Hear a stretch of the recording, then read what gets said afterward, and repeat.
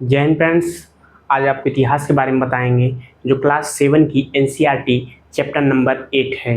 8 chapter में हम क्या जानेंगे? 8वें चैप्टर में हम इसमें समझेंगे ईश्वर से अनुराग। ईश्वर से अनुराग, अब इसका क्या मतलब होता है? इस चैप्टर का मतलब ये होता है ईश्वर के प्रति प्रेम, करुणा भाव। ठीक है, तो ये ईश्वर के प्रति प्रेम के प्रति मतलब दिया हुआ है, ईश्वर से अनुराग है। अब इस चैप्टर में पूरा हमको दिया है, क्या दिया है? पूरा भक्ति आंदोलन से संबंधित सभी चीज़ों को इसमें दिया हुआ है। ठीक, अब हम इसमें क्या समझेंगे? परमेश्वर का विचार। पहले तो हम समझते हैं ये कि जब जब यहाँ पृथ्वी पे जब कुछ लोग ही रहा होंगे, तब से ही लोग यहाँ पर पूजा पाठ ये सब करने लगे होंगे, क्योंकि धीरे धीरे लोगों को दिमाग में बढ़ने लगा कि पूजा पाठ करना, राज्य साम्राज्य नहीं बने थे उसके पहले भी लोग यहाँ पूजा पाठ अर्चना सब करने लगे थे। ठीक है, तो ये क्या हुआ, एक दिन में ऐसी नहीं हुआ, मगर धीरे धीरे इसका प्रोसेस होते चला गया। तो जब जब ये धीरे धीरे जब ये राज्य में बनने लगे, मान लीजिए ये क्या हुआ, भारत हो गया, मान लीजिए भारत हो गया। ठीक है, भारत देश हो गया अपना।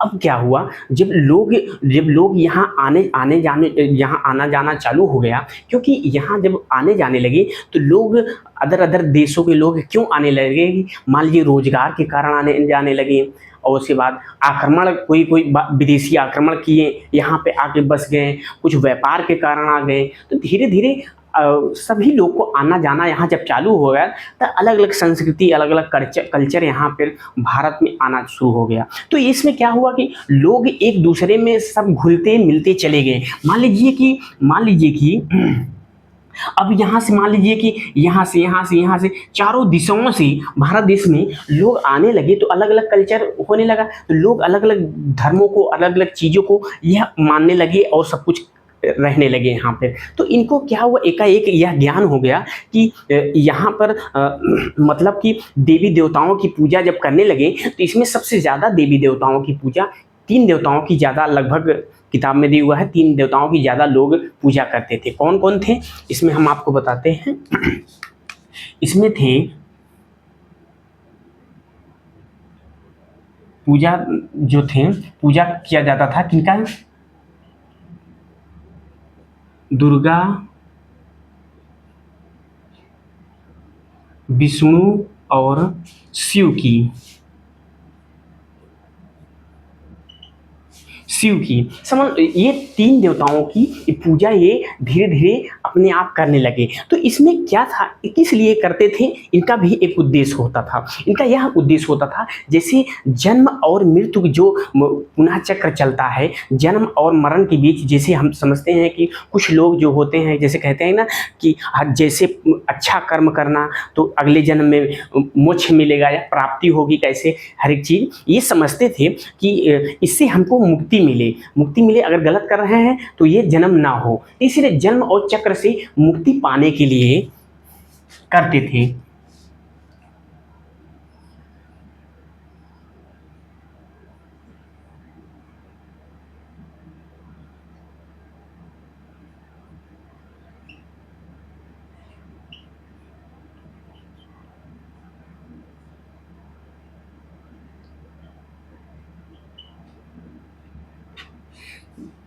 बचने के लिए ये करते थे। ठीक है, जन्म और मृत्यु के इसमें जन्म और मृत्यु मतलब ये पुनः जन्म के चंगुल से बचना चाहते थे, बस इतनी सी बात आप समझिए। ठीक है, इसीलिए जन्म और चक्र से मुक्ति पाने के लिए ये ऐसा काम करते थे। ठीक, अब ये हम समझते हैं जब ये करने लगे तो लोग धीरे धीरे यहाँ के लोग जब थे तो एक दूसरे में ये समझने लगे यार कि यहाँ पर लोग अलग अलग जाति के, अलग अलग धर्मों के लोग यहाँ रहते हैं, तो इसमें ऊंच नीच की भावनाएं काफ़ी होने लगी। ठीक है, ऊंच नीच की भावनाएं काफ़ी होने लगी, तो उन्हें एक दिमाग आया कि यार गरीब के घर का बच्चा पैदा होता है, मतलब बच्चा अगर पैदा होता है तो वह गरीब घर में भी पैदा हो सकता है, अमीर घर में। जो अमीर घर में पैदा हुआ तो वह अमीर कहलाएगा, जो गरीब घर में पैदा हुआ वह क्या है, गरीब कहलाएगा। तो इसीलिए एक बात होती है कि जैसे कि उच्च कास्ट में पैदा हुआ तो उच्च उच्च कास्ट कहलाएगा। तो इसका मतलब यही आप समझिए। तो धीरे धीरे लोग को दिमाग आया तो ये समझने लगे यार ये जन्मनात्मक ना होकर ये कर्मात्मक होनी चाहिए, कर्म से होना चाहिए। तब ये लोग धीरे धीरे जब आए तो इसमें क्या हुआ, एक धर्म ज़्यादा प्रचलित हुआ। दो धर्म थे, कौन थे ये, कौन कौन धर्म थे? जैन धर्म, बौद्ध धर्म। ये दो धर्म थे जो, ये क्या हुआ, ये जब ये धर्म से जो उबिया गए, ये परेशान हो गए थोड़ा सा लोग, तब इनके दिमाग में दिमाग खुलने लगा। जब जैन धर्म बौद्ध धर्म जब आया उस समय, तो उसमें धीरे धीरे लोग अपने आप को इसमें जब जाने लगे। इसमें क्या था, ये जैन धर्म ये समानता की बातें करता है, ये समानता की बातें करता है, सभी को एक समान समझता है। ठीक, ये सभी को एक समान, ना कोई छोटा ना कोई बड़ा ना कोई कास्ट समझता है, ये सभी को एक समान। और इनकी भाषा जो थी यह प्राकृतिक भाषा में ये दिए हुए थे। ठीक है,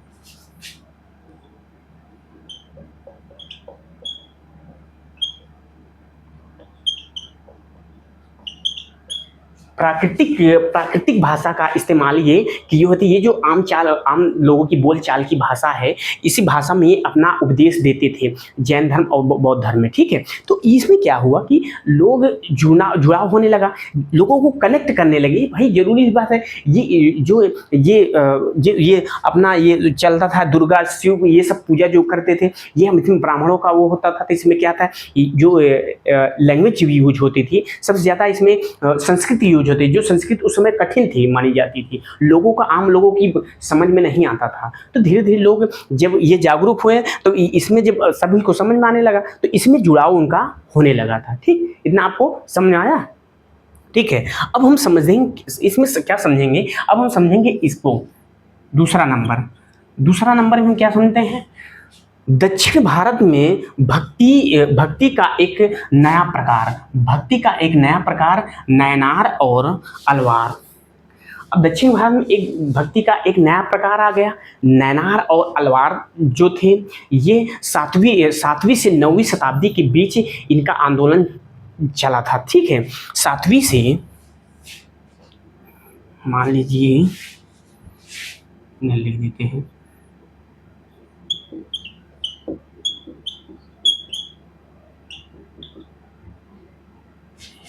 चलो हिंदी में लिख देते, 9वीं शताब्दी तक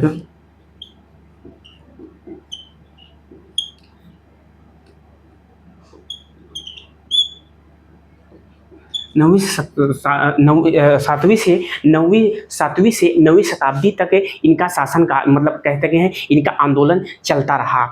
इनका नेतृत्व जो थे नैनार और अलवार ने किया था। ठीक है, और इनका क्या था, ये नैनार जो थे, अब हम समझाते हैं आपको एक एक करके। मान लीजिए इसमें कन्फ्यूजन हो जाएगा। मान लीजिए पहला ये हो गया, अब इसमें क्या हो गया कि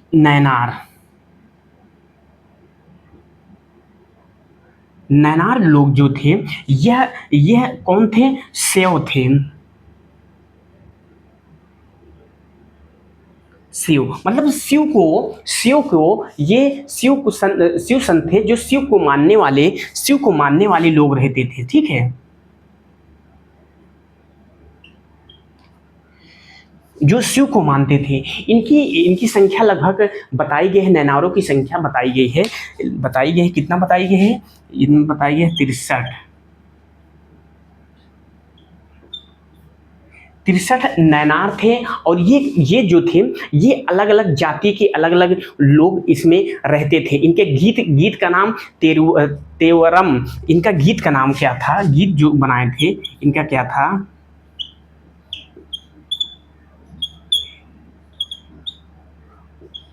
तेवरम और तिरुवाचकम।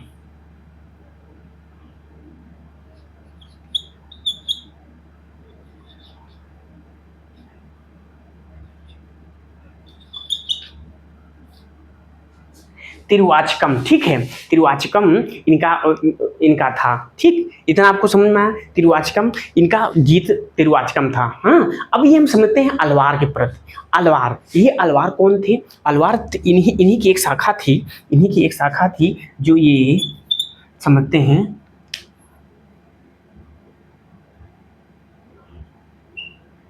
अलवार। अलवार जो लोग थे यह थे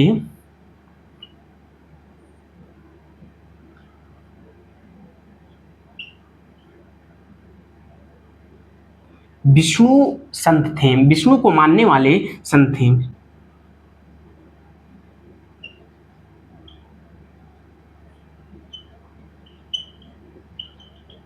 विष्णु को मानने वाले संत हैं, समझिए। वैसे तो वैष्णव लिखा हुआ है, मगर इसमें विष्णु को मानने वाले संत इसमें थे, ठीक है। अब इसमें से ये समझना, कंफ्यूजन नहीं होना। शिव मतलब शैव मतलब शिव होता है, विष्णु को मानने वाले भी ये थे। अब इनकी संख्या कितनी थी? इनकी संख्या कितनी थी भैया? इतनी संख्या थी 12 थी। 12 इसमें क्या होते हैं? अलवार लोग थे, ठीक, 12 अलवार लोग थे। अब इनकी क्या थी? इनकी गीत जो थी, इनका गीत जो था दिव्य क्या था यार? दिव्य और प्रबंधम, सॉरी, हाँ, दिव्य प्रबंधम, दिव्य प्रबंधम था, ठीक है, दिव्य प्रबंधन था। और इनका मुख्य जो अलवार थे, जो मुख्य संत थे, उनका पेरी अलवार नाम था, ठीक, पेरी अलवार।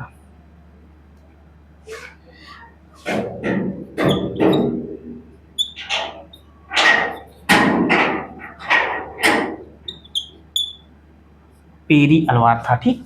इनका मुख्य संत जो थे, इनका नाम था पेरी अलवार, ठीक, सर, पेरी अलवार था। हम इसमें अब हम समझते हैं इसमें क्या, ये जो साधु थे, ये जो लोग थे, ये एक प्रकार से घुमक्कड़ लोग थे। इसमें घूम घूम को सभी को शिक्षाएं देते थे, ठीक है, सभी को शिक्षाएं देते हैं।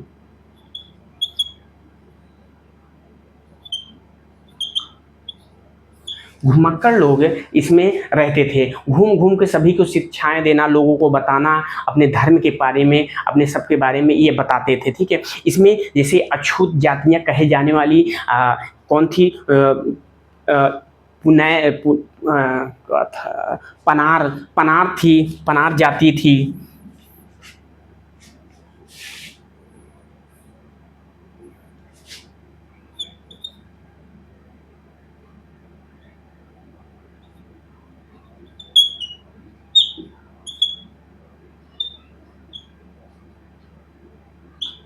पुलैया और पनार जाति थी।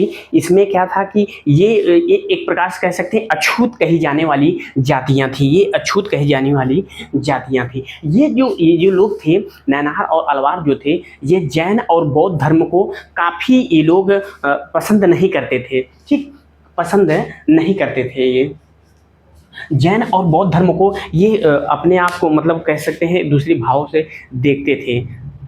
और जब ये शिव और विष्णु का जब ये चलने लगा, तो इसमें क्या था, ये आंदोलन के बाद कौन से आए?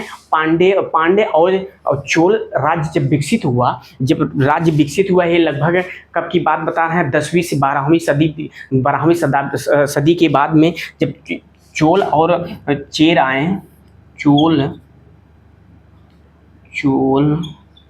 और प्लस पांडे,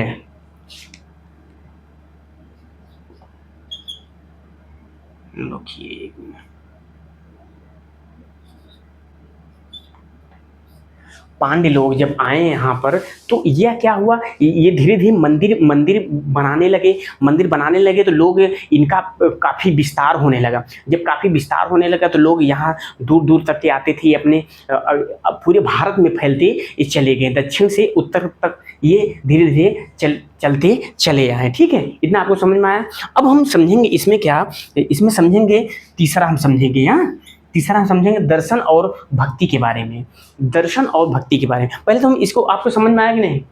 हम नहीं आता, हम फिर से बता दे रहे हैं आपको शुरू से करके।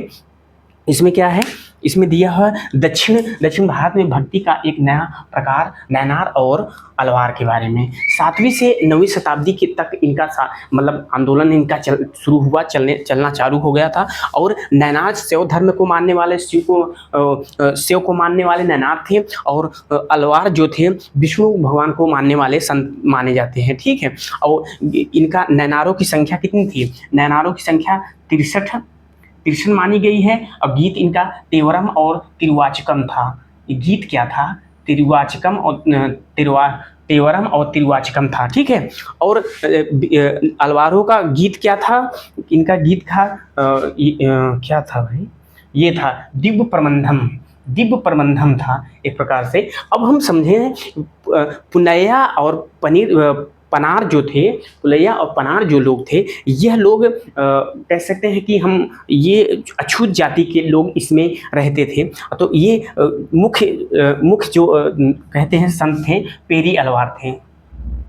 पेरी अलवार जो चोल साम्राज्य के पास काफ़ी, चोल साम्राज्य और पांड्य साम्राज्य जब विकसित हुआ तो मंदिर ज़्यादा बनवाने लगे, तो यहाँ के इनका विकास काफ़ी होने लगा था। इतना समझ में आया। अब हम समझेंगे दर्शन और भक्ति के बारे में।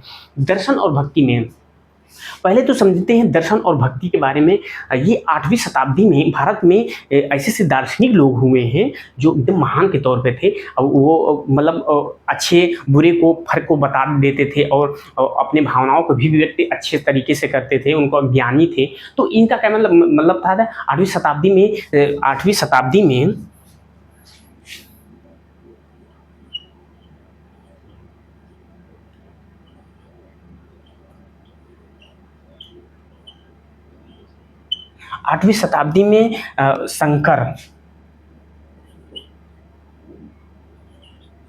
शंकर जिन्हें ये एनसीईआरटी में शंकर दिया है, कुछ जगह इन्हें शंकराचार्य के रूप में भी जानते हैं। इनका जन्म जो है ये केरल में हुआ था।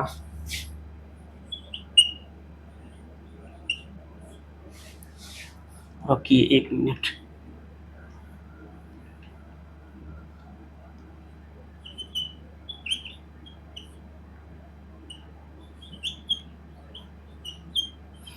जन्म कहाँ हुआ था, केरल में हुआ था। इतना आपको समझना, केरल में हुआ था। ये अद्वैतवाद के समर्थन थे, और वह आत्मा और परमात्मा के प्रति ये गहरी अपनी भावनाओं को व्यक्त किया था। अपनी मतलब कह सकते हैं ये थे शंकर जो थे, यूज करते हैं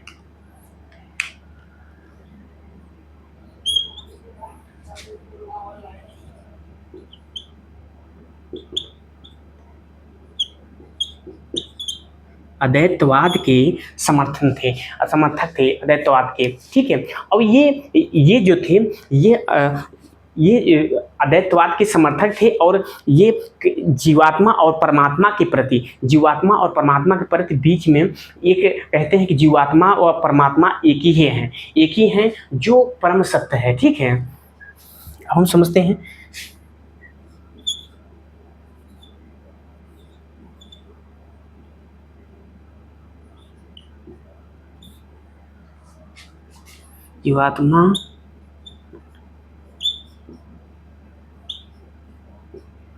जीवात्मा और परमात्मा एक ही हैं, ठीक है, एक ही हैं ये। और इनका मानना था कि जीवात्मा और परमात्मा एक ही है, और ब्रह्म निपुण है। निपुण मतलब कह सकते हैं कि ये ब्रह्म निपुण है। मानना था कि लोग शंकर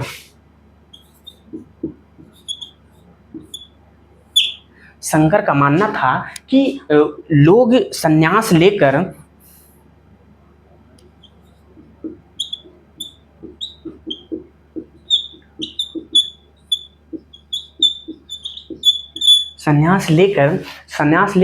अपनी मतलब कहते हैं अपनी भक्ति भाव को वो प्रकट कर सकते हैं, वैसे गृहस्थी जीवन में वो नहीं कर सकते हैं। इनका ये मानना था, ठीक है।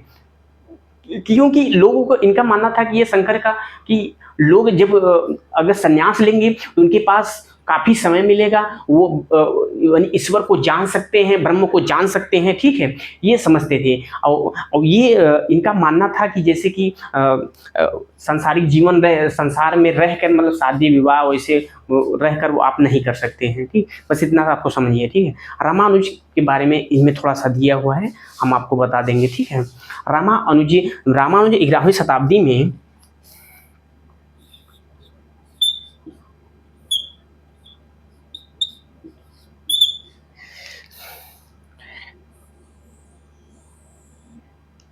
रामानुज जो थे, यह 11वीं शताब्दी में इनका जन्म कहाँ हुआ था? तमिलनाडु में हुआ था।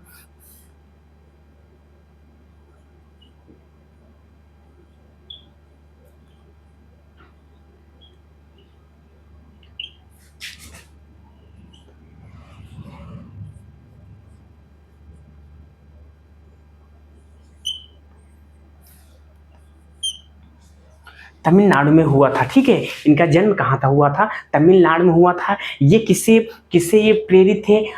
अलवार से प्रेरित थे, जो वैष्णव धर्म के प्रति इनका भाव काफ़ी झुकाव माना जाता है, ठीक है। वैष्णव के ये अलवार वाले में, ठीक।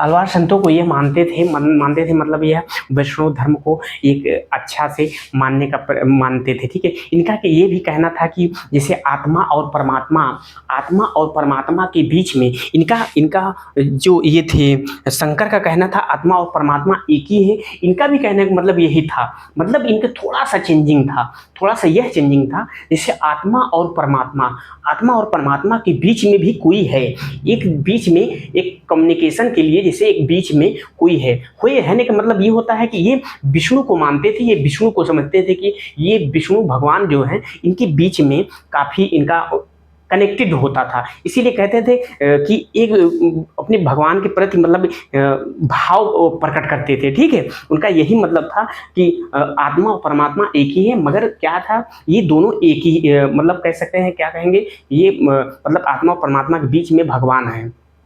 जाहिर बात है यही बोलना वो चाहते थे, ठीक है। ये थोड़ा सा डिफरेंस है, थोड़ा सा कंफ्यूजन हो रहे हैं, थोड़ा सा डिफरेंस है बस। वो कहते हैं आत्मा परमात्मा एक ही है, ये भी कहते हैं, मगर उसमें कहते हैं आत्मा परमात्मा एक है, मगर इसमें कोई और है, तीसरा भी है जो एक कनेक्ट किया हुआ है, ठीक। इतना आपको समझना चाहिए। और ये इनका जो ये था रामानुज का जो ये धार्मिक आंदोलन या उनका विचार था, ये उत्तर भारत के कई क्षेत्रों में फैलते चला गया, ठीक है।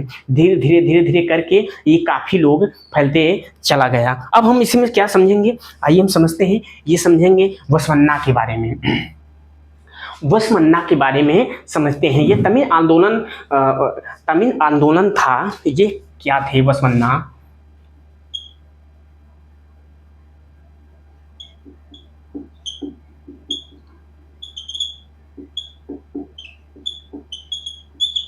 ये तमिल आंदोलन के मंदिर आंदोलन में माने जाते हैं, क्योंकि इनका मानना था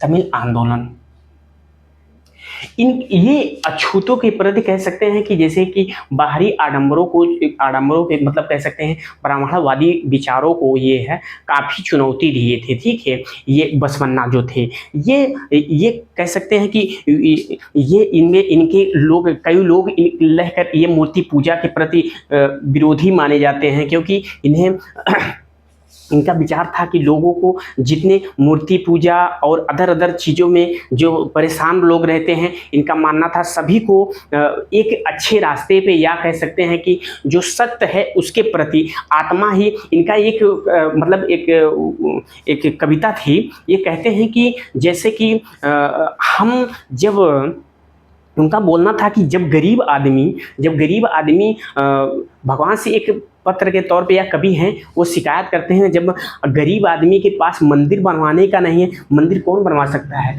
बनवा सकता है कौन सा? वो जो बड़े बड़े लोग रहते थे, कुछ पैसे वाले रहते हैं, वो सब बनवा सकते हैं, आम आदमी की बस की बात नहीं। तो कहते हैं कि जो बड़े लोग हैं वही मंदिर बनवा सकते हैं, मैं तो गरीब हूँ, मैं यही कह सकता हूँ कि हमारे लिए हमारे पैर ही पिलर हैं और हमारे सर जो हैं वो मंदिर है, शरीर मंदिर है। तो इन्हें करके एक प्रकार से कह सकते हैं हमारे शरीर ही पूरी एक मंदिर है, हमारे अंदर ही भगवान रहते हैं। इनका एक मतलब एक कविता है, वो अपनी भावनाओं को व्यक्त किए हैं, ठीक है। तो इनका यह मतलब था कि जैसे कि मूर्ति पूजा के काफ़ी ये विरोधी माने जाते थे। इनके अलमा और एक और थे संत, ये दोनों मिलकर ये काफ़ी इनका सहयोग किए थे। ये समझ में आया आपको? ठीक है, इन्हें थोड़ा सा था, हम आपको बता दिए हैं वसुमन्ना के बारे में। ये तमिल के क्षेत्रों में थे और ये मूर्ति पूजा के प्रति काफ़ी विरोध करते थे, ठीक। और ये अलग अलग चीज़ों के मतलब कह सकते हैं कि चीज़ों के प्रति ये ज़्यादा वो होते थे, ठीक। अब हम समझेंगे इसमें समझें पांचवा समझेंगे, ठीक है। हम पांचवा समझेंगे। पांचवा में क्या समझेंगे? पांचवें में हम क्या समझते हैं? पांचवें महाराष्ट्र के बारे में समझेंगे, महाराष्ट्र के संत आंदोलन के बारे में। इसमें क्या है, 13वीं से 17वीं शताब्दी के बीच में, 13वीं से और 17वीं शताब्दी के बीच में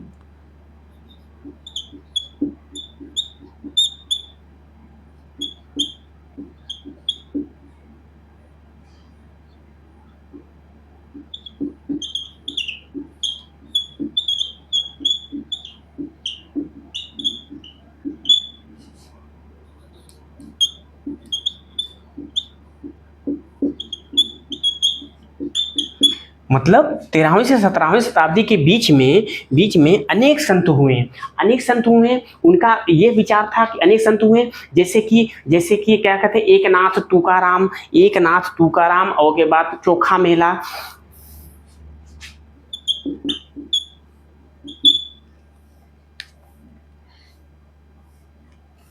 जैसे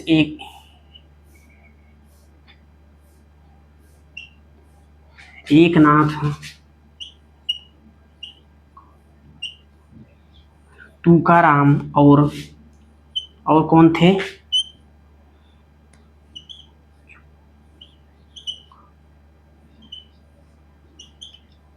चोखा मेला। इनका ये ऐसे कई जातियों के लोग यहाँ पर रहते थे, ठीक है। एकनाथ तुकाराम ऐसे करके ये लोग सब रहते थे। इनका मानना था कि जैसे कि जो ये इनका भी एक प्रकार से मूर्ति पूजा, जो ये बलि है, ये इसके प्रति जो आडंबर जो फैलाए हुए रहते हैं, उनके प्रति ये काफ़ी जागरूक हुए, ये सब जितने संत हुए हैं, ठीक है। और इनका मानना था कि असली भक्ति तो एक दूसरे को मदद करने में होती है। सही बात है, आज भी हम समझते हैं कि सबसे बड़ी भक्ति तो हम ये होती है कि अगर एक भूखा आदमी है तो उसको खाना अगर खिला दे रहे हैं तो वही सबसे बड़ी भक्ति होती है, ठीक है। इनका आज से बताइए कि 9वीं से 13वीं से 17वीं शताब्दी या 9वीं 10वीं शताब्दी में लोग इस तरह की बातें बोलते थे, मगर आज लोग कम समझने के लिए कम समझते हैं कि बस पूजा पाठ भक्ति में लगे रहते हैं। ये समझना चाहिए सबसे बड़ी भक्ति तो आपकी एक दूसरे की मदद करना होता है, ठीक। और ये धीरे धीरे इस संसार में जो ये खुद कहते हैं, अगर आपको पूजा पाठ अगर करना है तो ये एक प्रकार से आप संन्यास जीवन भी ना लीजिए। जो संन्यास रह के पूजा पाठ करते हैं, अपने सांसारिक जीवन में रहकर आप भगवान की भक्ति की जा सकती है। और जरूरी नहीं कि आप मंदिर में ही करें, कुछ जगह भी जाकर कर सकते हैं, अपने घर में कर सकते हैं और दूसरे की मदद करके कर सकते हैं। ये सबसे बड़ी भक्ति मानी जाती है। इनका यही मानना था महाराष्ट्र के संतों के बारे में, ठीक है। इतना आपको मालूम होना चाहिए, ठीक। 13वीं शताब्दी के बीच अनेक संत हुए जो ऐसे मतलब कह सकते हैं कि मूर्ति पूजा के विरोधी माने जाते थे, ठीक।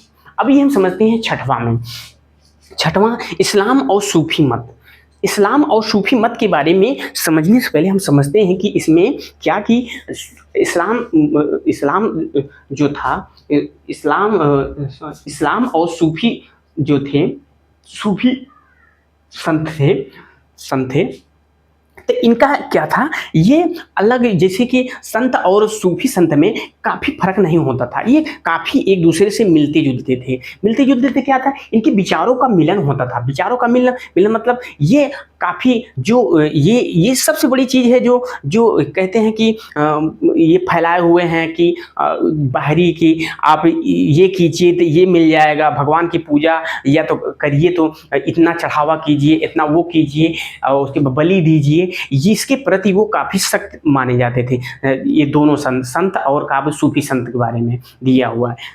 तो इसमें क्या हुआ, ये दूसरे को एक दूसरे की मतलब मौजूदगी में ये सब करते थे, मतलब अपनी साथ में रहकर एक दूसरे के विचारों को आदान प्रदान या एक दूसरे को समझ कर चलना, ये होता था। ठीक है। और सूफी एक एकेश्वरवाद पर भरोसा रखते थे। ठीक, सूफी लोग जो थे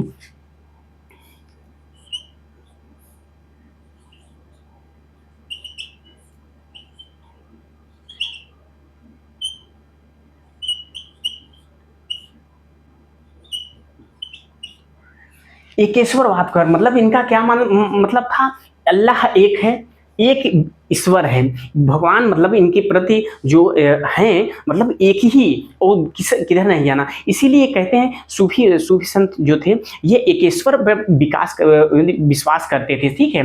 ये कुरान जो ये कुरान का शरीयत जो थे वो मुस्लिम जो उलिमा जो होते, उलिमा जो से कहते हैं मुस्लिम विद्वान को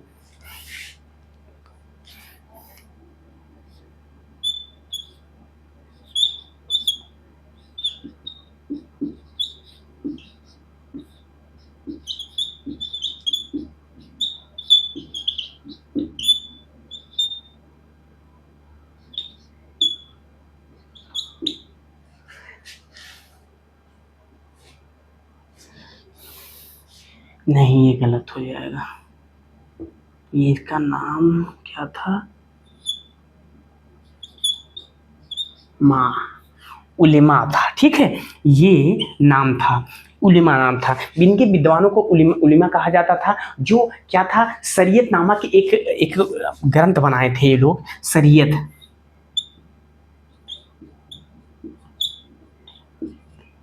शरीयत बनाए थे। इनका ये एक ग्रंथ बनाए थे शरीयत, जिसमें सूफी संत लोग इनको नहीं मानते थे। ठीक है, इनको बहुत कम मान्यता देते थे। इनका मानना था कि इसमें भी कई तरह के लोगों का शोषण के तौर पे वो समझते थे कि शोषण के तौर पे लिखा हुआ। और ये जो सूफी संत थे ये जगह जगह घूमकर, जगह जगह जाकर लोगों को जागरूक करते थे, लोगों को अपने बारे में बताते थे, यानी धर्म के बारे में बताते थे, लोगों को कविताएं कहानियाँ के माध्यम से लोगों को अपने इधर बुलाते थे और समझाते रहते थे। ठीक है, इतना समझ में आया। और 11वीं शताब्दी की बात जब क्या हुआ,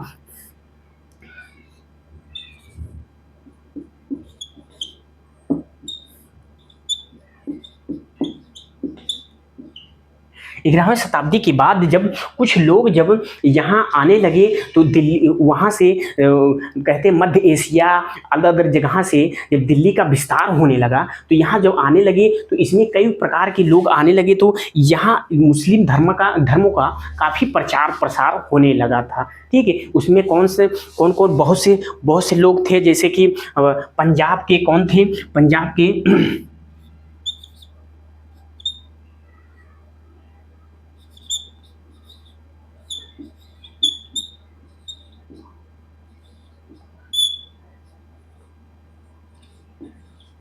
पंजाब के कौन थे, बाबा फरीद थे। ठीक, बाबा फरीद, ख्वाजा मोइनुद्दीन चिश्ती, और के बाद और दिल्ली के क्या थे, कहते हैं कि दिल्ली के कुतुबुद्दीन बख्तियार काकी की दरगाह, ये सब मतलब कह सकते हैं कि ये काफ़ी उस समय प्रचलन में आने लगे थे। ठीक, इतना आपको समझ में आया? ठीक है, इतना समझ में आया। सातवां देखते हैं। ठीक है, सातवां में क्या दिया हुआ है, उत्तर भारत के धार्मिक बदलाव। उत्तर भारत के धार्मिक बदलाव हम कह सकते हैं 13वीं शताब्दी के बाद जब क्या हुआ कि धर्मों का मतलब कह सकते हैं धर्म का प्रचार भक्ति भाव ज़्यादा होने लगा था। उसी बीच में क्या हुआ, एक भक्ति की लहर सी दौड़ने लगी, जैसे इस्लाम धर्म, ब्राह्मणवादी हिंदू जो थे,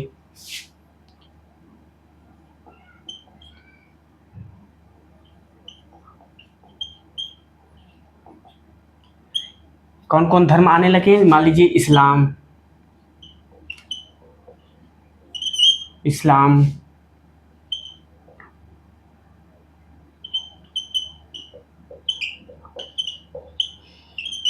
ब्राह्मणवादी हिंदू जो होते हैं।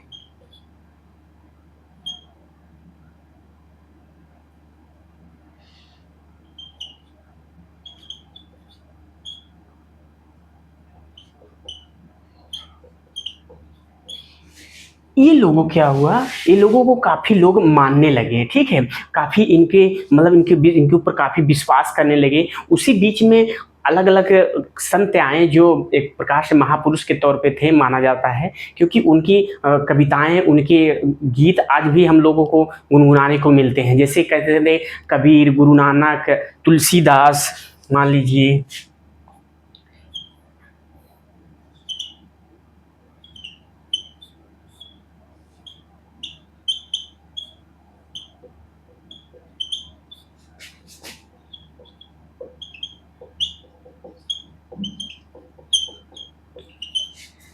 ये कब थे, ये 13वीं शताब्दी में थे, ठीक है, 13वीं शताब्दी में थे।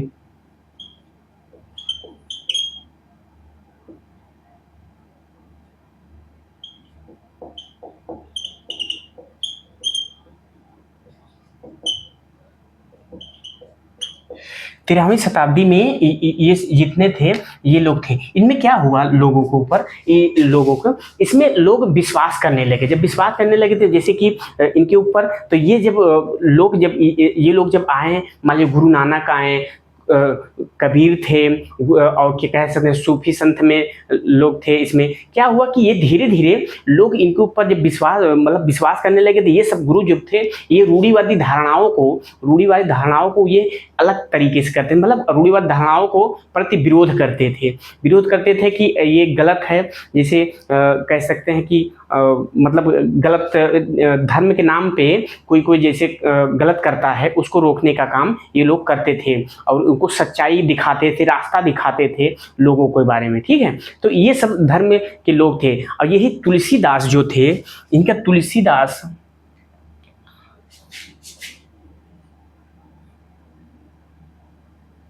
तुलसीदास ने क्या लिखा था, रामचरितमानस। रामचंद्र इनकी रचना जो थी, इनकी रचना क्या थी, रामचरितमानस।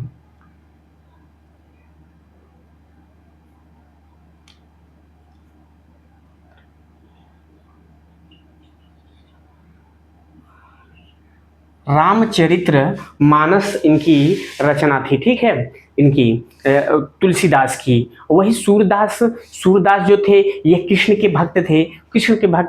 इनका सूर सागर इनकी रचना थी, ठीक है।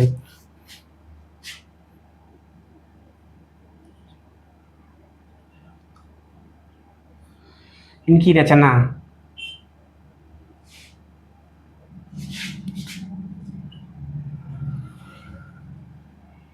क्या थी, रचना क्या थी, सूर सागर।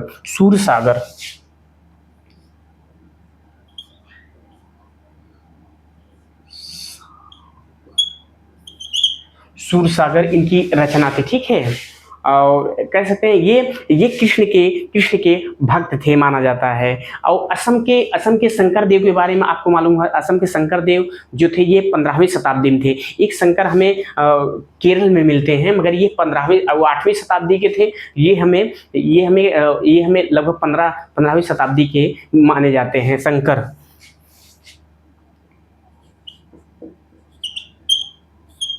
शंकर मतलब 15वीं शताब्दी थे।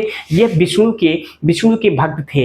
इनकी कई कई रचनाएं हुई। इन जैसे कह सकते हैं कि ये इनका कार्य ये था कि जैसे कि ये भी एक प्रकार से रूढ़िबद्ध धारणाओं के प्रति काफ़ी लोगों को जागरूक किए और लोगों के बीच में आए, लोग को बताएं, धर्म के बारे में बताएं। ठीक है, इनके ये बताए थे। और शंकर जो थे ये कहाँ के थे? ये थे असम के थे, असम के थे।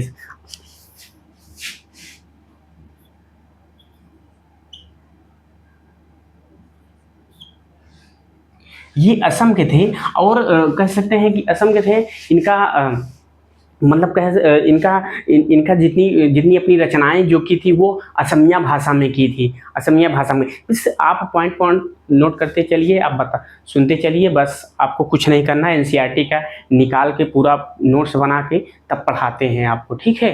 क्योंकि कोई का नकल नहीं करते हैं हम स्वयं बनाते हैं। एनसीईआरटी पढ़ते हैं, एनसीईआरटी से निकालते हैं, एनसीईआरटी से बनाते हैं क्वेश्चन। कोई डिजिटल बोर्ड नहीं है कि एक चक्कर पीडीएफ बना के डाल दें, उसके बाद देखते देखते पढ़ाते जाएं। ठीक, यहाँ अपने से देखना पड़ता है, अपने पढ़ाना पड़ता है, अपने से किताब में छांट के निकालना पड़ता है। ठीक है, सब करना पड़ता है। ठीक, अब तो इन आ जाते हैं पॉइंट पे। इसमें इसी बीच में कौन थी? एक एक वो थी मीराबाई।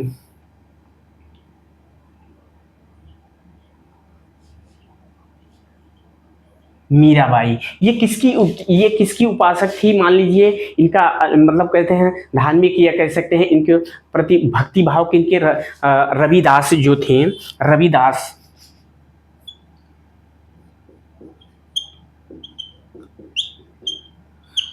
रविदास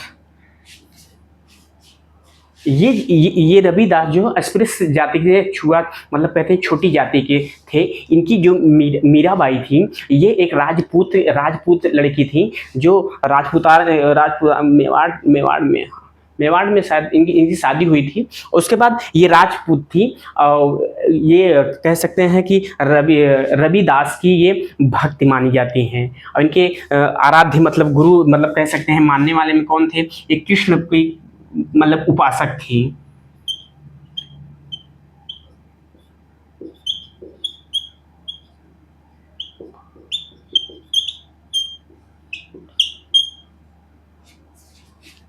उपासक थी, ठीक है, ये थी। अब हम समझते हैं कबीर के बारे में। एक छोटा सा बढ़िया बताया गया है इनके बारे में। इनका जन्म कहाँ हुआ, ये कहाँ के रहने वाले थे। इनका जन्म जो है कबीर, समझते हैं कबीर के बारे में। कबीर का जन्म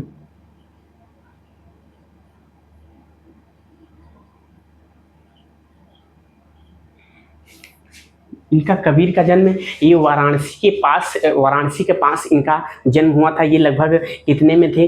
15वीं से 16वीं शताब्दी के बीच इनको माना जाता है। ठीक है, 15वीं से 16वीं सदी के बीच मानी जाती है।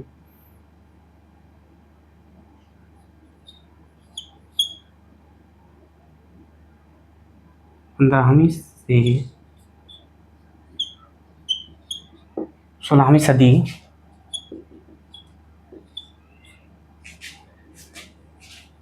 सदी मानी जाती है। इन वाराणसी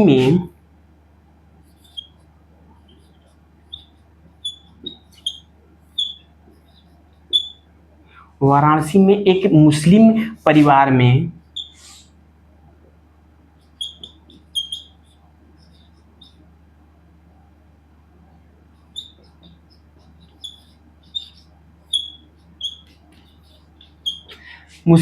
में इनका पालन पोषण हुआ है। ठीक है, ये कई कविताएं लिखी हैं, कई भजन कीर्तन किए हैं। मतलब इनका लिखने का एक प्रकार से इनका लिखने का ये होता था कि इनके गीत और जो रचनाएं की हैं ये कई लोग इनकी मतलब कहते हैं घुमंतु जो साधु संत होते हैं, कई इनके गीतों को गाए हैं। ठीक है, इनको गाते थे। और इनकी भाषा जो थी क्या थी? हिंदी थी।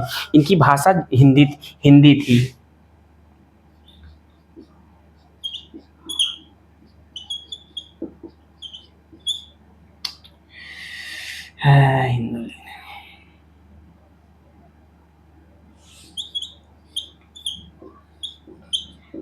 ठीक है,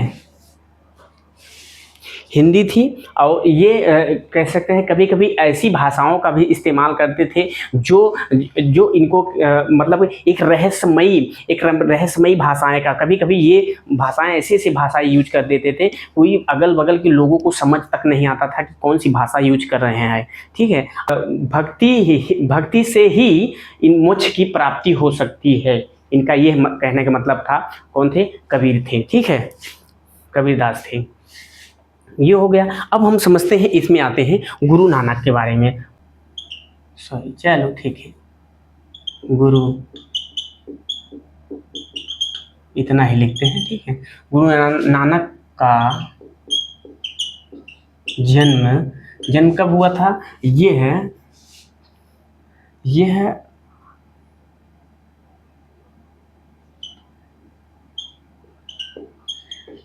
तलवंडी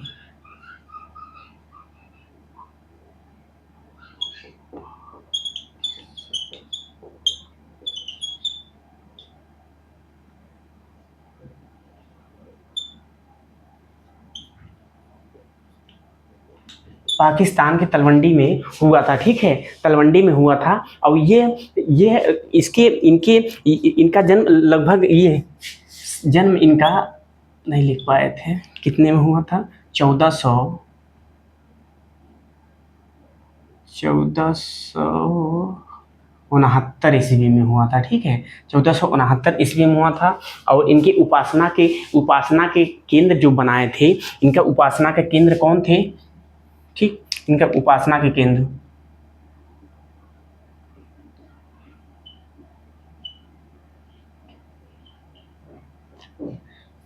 केंद्र कौन थे? करतारपुर था, करतारपुर।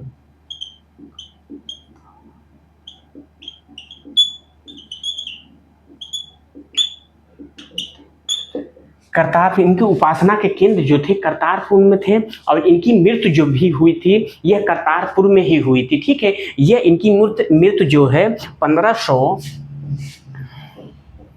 चलो ठीक है हम बताते हैं, करतारपुर में हुए थे। और इनके एक लंगर चलाए थे, कहते हैं कि एक लंगर चलाए थे। उनको धीरे धीरे इनमें जो यहाँ के लोग जब रहते थे, एक प्रकाश कहते हैं, ये उपासना के केंद्र जब बनते हैं तो जैसे भगवान भक्ति अपने सभी लोगों को भक्ति के लिए अपने जगह इकट्ठे होते हैं, एक मंदिर जैसे मान लीजिए, हम एग्जाम्पल देते हैं कि जैसे गोलियाते हैं तो सभी धर्मों को लोग एक जगह रहते हैं, भगवान की पूजा करते हैं, वैसे वो थे। इनकी उपासना के केंद्र करतारपुर में था। तो वहाँ से क्या हुआ कि लोग जब इकट्ठा होने लगे तो वहाँ खाना बनाया जाता था। ठीक है, खाना बना के सभी को बिना जात धर्म को देखकर, कोई यानी जन्म कोई किस जात में है, कास्ट में कौन सी है, कोई कैसा गोरा रंग काला रंग, कोई इसी से मतलब नहीं है। ठीक है, धीरे धीरे करके यह मतलब खाना बना के सभी लोग को खिलाने, उसे लंगर कहते थे। ठीक है, लंगर मतलब सब लोग खाने लगे। अभी तो यह गुरुद्वारा, इन्हें क्या कहा जाता है? गुरुद्वारा या धर्मशाला के रूप में जाना जाता है। ठीक है, यही बनवाए थे, हम लिख देते हैं।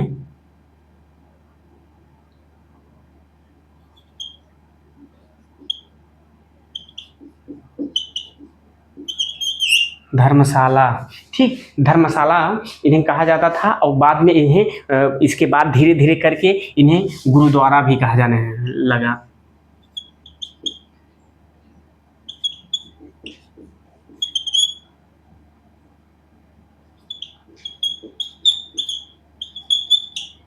गुरुद्वारा भी कहते हैं। पहले इसे धर्मशाला कहा जाता, जैसे कहते हैं ना धर्मशाला, मतलब यहाँ के जो उपासक लोग रहते थे, यहाँ बिना जात धर्म के लोगों को देखकर खाना यानी सभी चीज़ों को खिलाना पिलाना होता था। और ये जब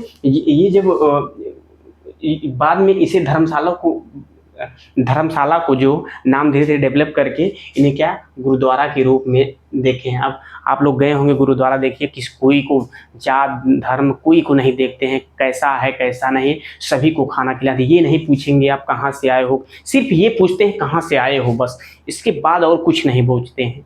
क्योंकि मैं गया था, मैं देखा हूँ वहाँ पर किसी को कुछ नहीं, मतलब हम लोग गए थे तो सिर्फ इतना पूछे कहाँ से आए हो, प्रयागराज से आए, बस इसके बाद कुछ भी नहीं पूछे कि आप क्या करने के आए हो, क्या नाम है, कुछ नहीं। ठीक, आप खाइए और उसके बाद आप जाइए, कोई 1 रुपया पैसा नहीं, मगर अपने स्वेच्छा से आदमी को दान कर देना चाहिए, क्योंकि अगर वो भी चला रहे हैं तो किसी से मतलब दाने से चला रहा है, कोई न कोई दे रहा है तभी वो चल पा रहे हैं। इसीलिए वहाँ अगर जाएं आप खाएं, कम से कम 2 पैसे के लिए उनमें दान पेटियों में डालना बहुत ज़रूरी होता है। मुफ्त की रोटी कभी नहीं खाना चाहिए किसी भी व्यक्ति को, ठीक है। तो इसीलिए ये गुरुद्वारा आज इतना पॉपुलर है, इतना सब कुछ है। हम समझते हैं कि कहीं अगर देख लीजिए, अगर भूखे लोग हैं कहीं एरिया में, अगर कहीं अगर किसी शहर में अगर 1-2 गुरुद्वारा है ना, तो समझ लीजिए बहुत लोग को पेट भरेगा। जो भूखा सोते हैं वो नहीं सोएंगे। तो हम आगे चलते हैं। और ये गुरु नानक जो थे, गुरु नानक के उत्तराधिकारी जो थे, मान लीजिए ये, ठीक, गुरु नानक के उत्तराधिकारी कौन थे? गुरु अंगद देव थे।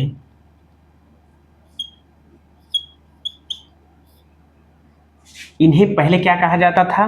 गुरु अंगद लिखते हैं, अंगद देव, देव नहीं, गुरु अंगद को कहा जाता था। इनके उत्तराधिकारी माना जाता था, ठीक है, इनके उत्तराधिकारी माना जाता था। और इनके पहले इनको मतलब पहले इनका नाम क्या था? लहड़ा था।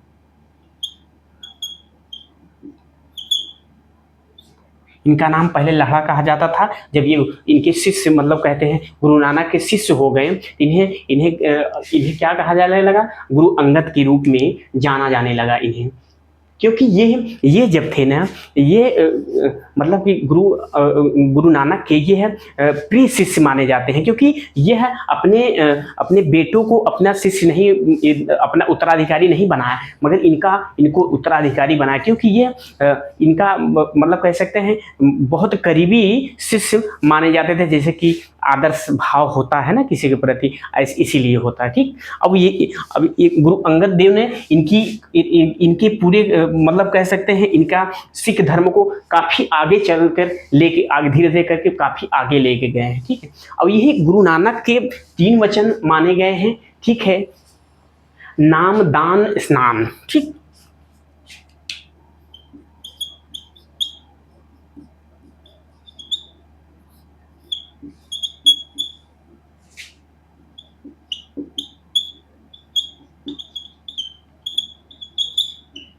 तीन शब्द हैं, कौन कौन शब्द हैं?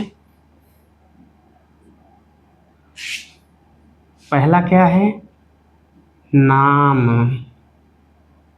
दूसरा क्या है? दान, ठीक। नाम, दान और स्नान।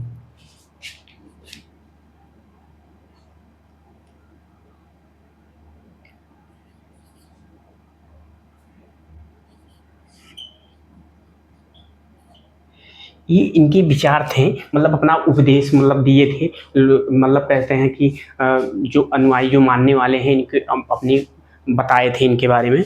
तो इनका मतलब क्या हो जाता है?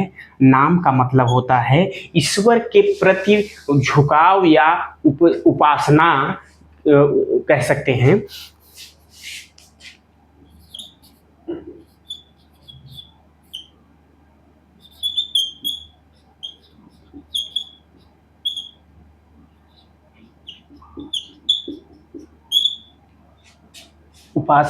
उपासना या झुकाव कह सकते हैं। और दान मतलब ये होता है कि इसमें आप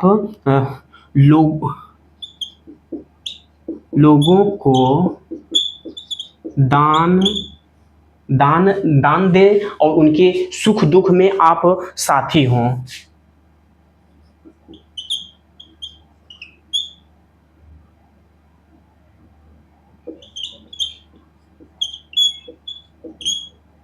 सुख दुख में उनके सहयोग करें, ठीक है, इनका समझ में आया। और स्नान का मतलब ये होता है मन को अपने शांत करना या अपने मन को स्वच्छा मतलब कह सकते हैं शरीर को पवित्र बनाना, या मन को कह सकते हैं कि एक प्रकार शांत बनाना कह सकते हैं, कहा है, इसका मतलब ये होगा।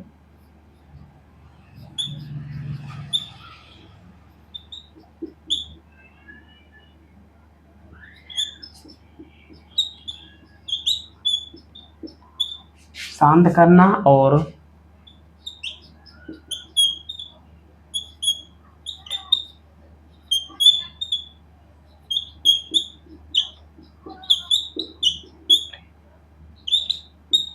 ईश्वर के प्रति प्रेम। अब ये इनको क्या कहते हैं, मान लीजिए नाम का मतलब है ईश्वर के प्रति उपासना करें, उपासना करें। उपासना कब करेंगे भाई, उनको जब मन शांत रहेगा। तो वही कह रहे हैं कि दान दान जो दिए हैं, दान वाला में लोगों को दान दे, सुख दुख में उनके सहयोग करें, लोगों के प्रति एक दूसरे के ऊपर करुणा दया रखें, उनकी मदद कीजिए। इनका कहने का मतलब ये था। स्नान मतलब मन को अच्छा से आचरण, विचारण, पवित्रता ये सब आनी चाहिए। ठीक है, आनी चाहिए। ये समझ में आया आपको?